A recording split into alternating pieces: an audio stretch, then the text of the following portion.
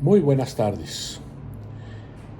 Voy a presentar un trabajo acerca de mi postura respecto de lo que hemos estudiado en el curso de la mujer en la antigua Grecia cohorte. El título de mi trabajo es Siempre arrojadas y siempre liberadas. Así son las mujeres.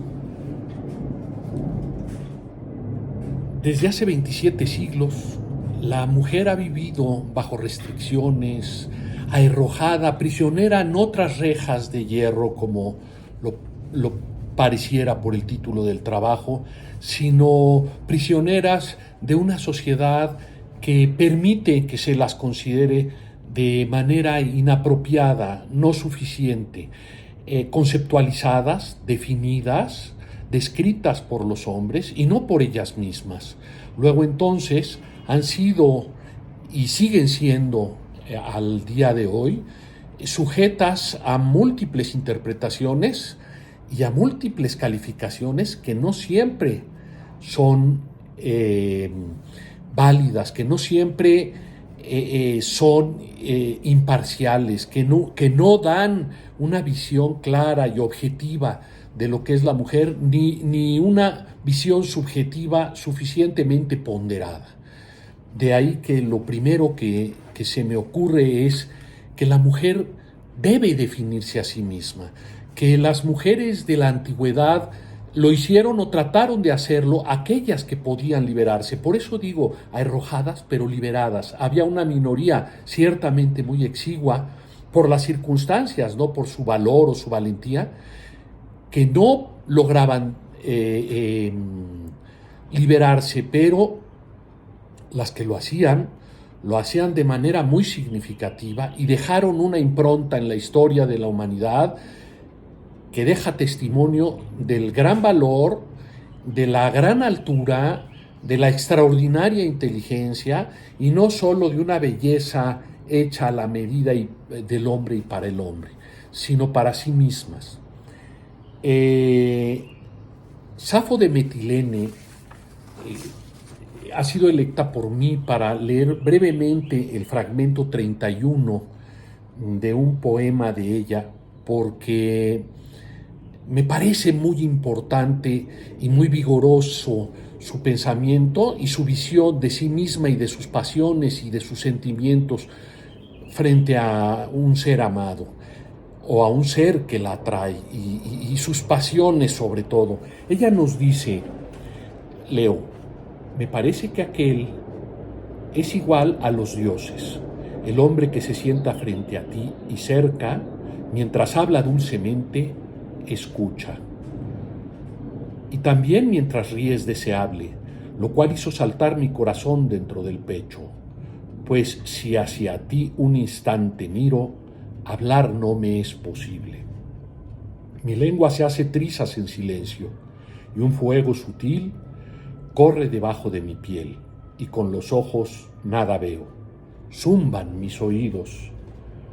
Me baja un sudor frío y un temblor me agarra toda, y verde más que hierba estoy, que necesito morir,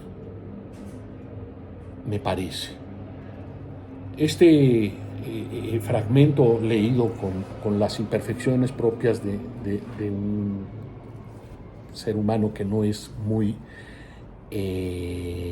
buen bardo, ni menos un buen declamador, nos habla sobre una descripción que hace de sus sentimientos frente a su objeto del deseo, frente al sujeto del deseo, una descripción de lo que está pasando en su cuerpo. Recordé a Merleau-Ponty, a Maurice Merleau-Ponty, cuando hace su fenomenología de la percepción y nos enseña a mirar desde esa perspectiva lejos de la propia interpretación, dejándonos caer, dejándonos en el fenómeno mismo. Y ella nos lo dice en estos versos maravillosos. Pero ¿qué nos dice ella? Que es una poetisa lírica, que es una mujer culta, que es una mujer atrevida, valiente, que en su espíritu discurre la poesía, como lo hace la oratoria, como lo hace la retórica y como lo hace la racionalidad en múltiples formas. Nos dice que es capaz de hacer eso. Y cuando leo esto, me pregunto, ¿somos los hombres capaces de hacer lo que ha hecho Safo de Metilene, lo que ha hecho en su caso Aspasia de Mileto, lo que hizo Antígona frente al cadáver de su hermano y la condena de muerte a la que era sometida por Creonte? ¿Somos capaces genuinamente de ser como ellas, de alcanzar esas cimas del pensamiento, de la heroicidad, del sacrificio, de la fuerza de espíritu? Cuando hablamos de la mujer, solemos preguntarnos, ¿son iguales a nosotros? Lo hacemos los varones. Ahora quiero revertir la pregunta, quiero invertirla y preguntarme, ¿somos nosotros iguales a las mujeres? Que el modelo sean ellas, no nosotros. Y entonces preguntarnos si haríamos lo que hizo a Antígona frente a la posibilidad de su muerte que finalmente se consuma.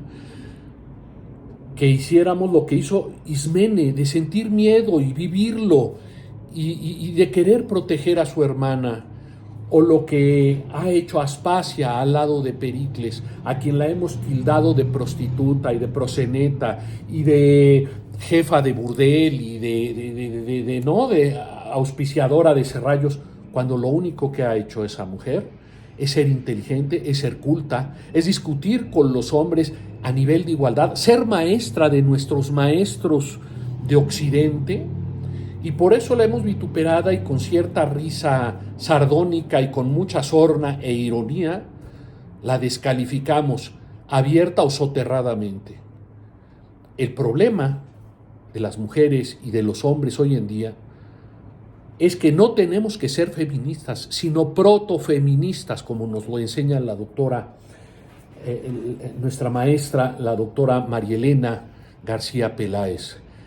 Tenemos que ser protofeministas porque no se trata de crear una ideología, sino una nueva actitud, un cambio de mentalidad. Y esta es mi conclusión al presente fragmento de una idea que podría ser mucho más larga. Tenemos que cambiar la mentalidad y permitir y escuchar y observar cómo se definen las mujeres a sí mismas, cómo se viven a sí mismas, cómo se sienten a sí mismas, y luego preguntarnos qué nos dicen esos sentimientos, esas formas de definirse a sí mismas, de mirarse a sí mismas, de describir sus sentimientos y sus pasiones como lo hace Safo.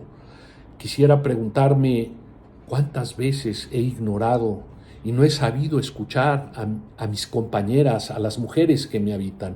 Otra conclusión que tomo de un querido maestro, Julián Marías, un maestro de filosofía español extraordinario, nos decía, no pienses en las mujeres, piensa con ellas, con las mujeres.